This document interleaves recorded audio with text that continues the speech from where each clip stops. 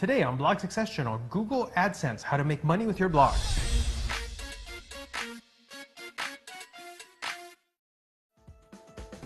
Yeah, today's show is brought to you by our friends at HostGator, the only web host that we actually recommend to our own friends and family.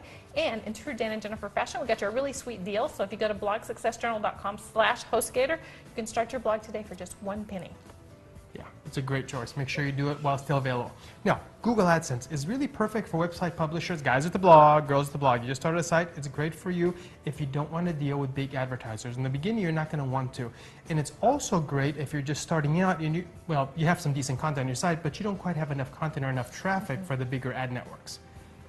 So, okay, here's the thing. Okay, ads always have to be secondary to your content and the design of your website. So you want to make sure that your website looks really good, you've got great content, you're engaging your readers. That way, those same readers are going to be far more receptive to the ads that you're displaying. Absolutely.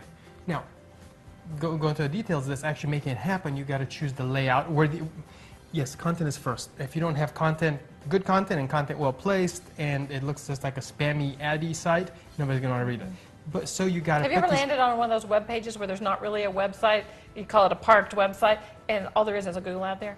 Yeah. It's very annoying. Yeah, or like a site that has like 2 sentences and Google ads everywhere. That's a spammy site. Nobody wants to. You're not going to get ranked. You're not going to do well with that, most likely.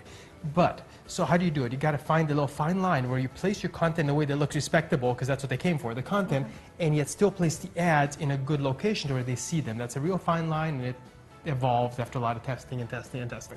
Anyway, now with Google AdSense, you can have up to 3 AdSense units on a page. So you figure out how many you're going to have. We definitely suggest you go with all 3 and where exactly you're going to put them. Choose wisely, because if you put them in the wrong place, obviously put them all at the bottom, nobody's going to see them, nobody's going to click them, right? So you try all kinds of things. Google, through the AdSense help stuff, they provide you an actual heat map. They've done a lot of studies, and they know where people's eyes start on a page, etc. So look at their heat map when you set up your AdSense account, and they'll show you where they suggest you place ads. It's a very good starting point. Test that. And you want to have at least 1 ad above the fold. You know, when you land on a site and you do a lot of scrolling, before any scrolling, you should see an ad right there. You could, and test different placements, different colors, and all that kind of stuff before you make the final decision.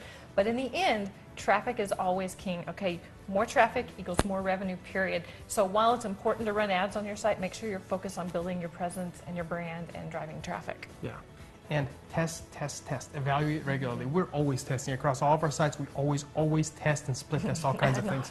Ad nauseum, more than you want to know, okay? More than most people want to know. But anyway, determine, you don't just want to put these ads there and say, oh, it's working.